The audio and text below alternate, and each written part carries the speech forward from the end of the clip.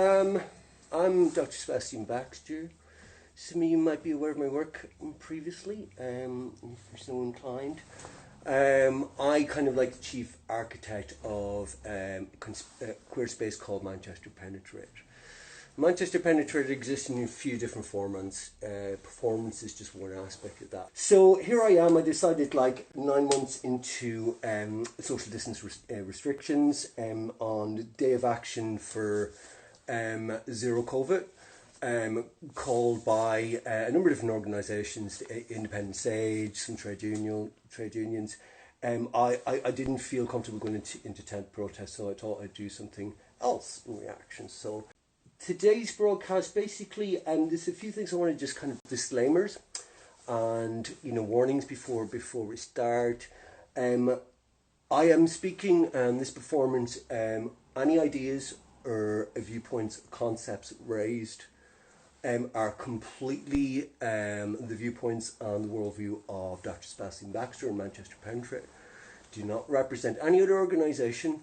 So today's performance is going to be like, I'm going to just have a few sort of placards and statements, political, environmental statements, which I'm going to talk about a bit, rant on about a bit, and then I'm going to try and embody climate collapse and COVID chaos. So that could get pretty strange, and it could get a bit upsetting for some people. So just if you're of a nervous disposition, do kind of tune out probably now. Why have I decided to do this? Well, I suppose it's sort of in March when the initial lockdown was implemented. I had this tremendous feeling of the capacity for real positive change. Suddenly the streets were empty of cars, and you could kind of breathe the air properly. You go to a supermarket and people were mostly nice to the cashiers and people working there, and respected frontline workers, and didn't refer to them as unskilled labour or whatnot. Well, at least I didn't. The towns like Clonditno, had the sheep invasion, but creatures in general seemed calmer. Obviously, there was a lot of suffering and a lot of pain at the time, and I'm not kind of discounting that in any way, but I felt this potential for real profound change. And since then, I've seen that slipping and ebbing away. We're talking about returning to normal, and I don't want to return to normal because what fucked us in the first place. We need to make powerful statements. For example, I'll just show some placards with some statements on it, and there's some things about limiting SARS-CoV-2, and you bring carbon emissions down. But also, I think we should abolish the current Tory cabinet, because if you think about who it comprises of, there's Priti Patel, and Priti Patel is really, really, really interesting solution to child poverty, in that we should eat the children. Sounds tasty. There's Robert Jenk. He's up to something, isn't he? Yeah. He's also something shady on that. Jacob Rees-Mogg, who cares deeply about sovereignty. So the day of the referendum result, he donated money to Ireland. And then you have Matt Hancock, and he says a lot of stuff, doesn't he? And he says, "Oh, this is going to happen," but never happens. All these things. Actually, a lot of the stuff that the government, this Tory cabinet, have done, sort of not locking down here. Loads of people died. Not enough PPE. Loads of people died. Sort of not tracking and tracing properly, and then doing it badly when they did, when people die. And it's just a long pattern of things that they're doing that just seems so. I think we do need to abolish them. There's no such thing as unskilled workers, just undervalued, underpaid, undervalued workers. I think the next time I hear somebody refer to somebody as unskilled labour, there will be physical violence, and there definitely will. Just because you have a marketing degree or business strategy masters, and you've got 5 Zoom meetings a day, doesn't mean you're actually of any use or value to the world. Actually, babes, I'm going to try to start broadcasting again on Twitter. I don't want to let all my, I wouldn't say fans down, how you would describe them, and people who occasionally look at things I do. Workplace is on full play until we are COVID safe. So, you know, again, like you got after all these state blunders and clearly no discernible strategy for getting us out on this, like we're back into like different tiers of lockdowns. And it was really interesting because I would have thought the best thing to do would have stayed locked down until September, while we still had like, you know, while we still had like good weather and we could meet outdoors. But you know, the government they couldn't wait to get hospitalities back home. And people had the right to go and have a pint and, you know, hang out with you in that way.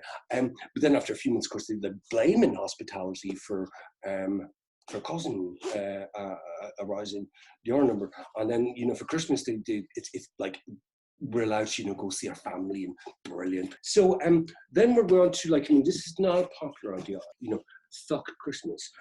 All I've ever wanted from Santa Claus was just to be left the fuck alone. There are some wonderful things about Christmas. Sorry, about COVID. This year I have actually a genuine excuse for not wanting to see my family. It's like, oh my god, see my nephews and nieces. Oh my god, I can't cope unless I see them for Christmas. And it's like, oh, just do what you can, like, and you know, moving people again all over the country. For what? Like, so we get open up for 5 days, and then we have to lock down for 5 weeks as a result. Well, I'm not fucking Christian, you know, I don't care. You know, this is so chauvinistic. This is a Christian country. Well, what about all the people, you know, 2 hours before Eid, who'd meant, like, families had made plans to meet, and you announce on Twitter 2 hours beforehand, like severe restrictions on gatherings. Yeah, for Christmas. Okay, so this one, like, you know, as a trade unionist, I'm going to have to sort of, you know, be a little bit diplomatic. Aviation, travel, and tourism, you gotta go.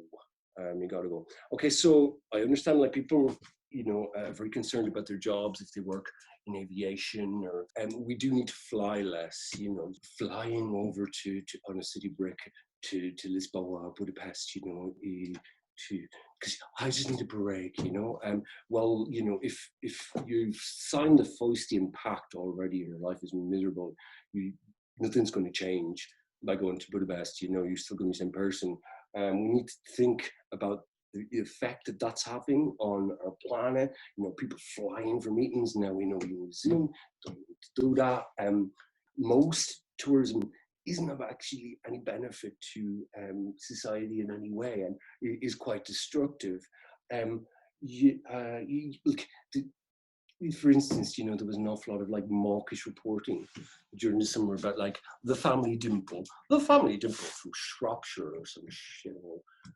You know, in March, thought, oh, we'll buy we'll book a holiday for July in Benidorm, and the reporting is like, oh, you know, they're most distraught because if they're they spent $5,000 on this holiday, and the whole family is very disappointed. And obviously, I share their pain, but I think what we need to bring to conversation is that they're fucking morons. Like, I mean, you're trying to second guess a fucking entirely new and unpredictable pathogen.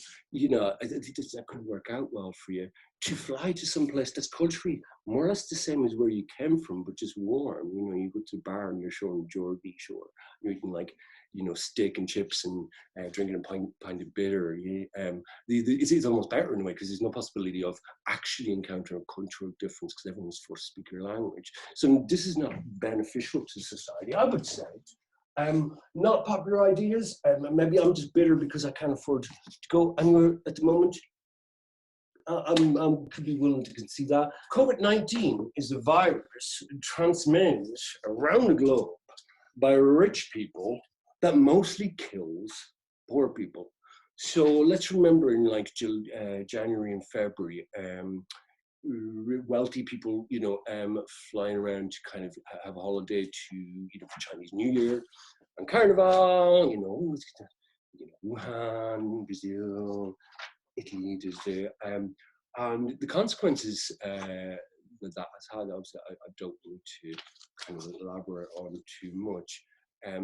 This is something that isn't discussed at all ever about COVID is, we're all in together. So, well, you're kind of not like, right, fund public services.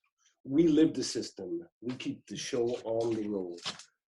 So health, transport, education, the arts, these can't be run like corporations, with the board of directors and kind of, for profit and shares. And the people who have a vocation, people who believe in societal evolution, these are alien concepts to shareholders and board of directors. And we need to stop thinking that we can run these systems like, the whatever corp.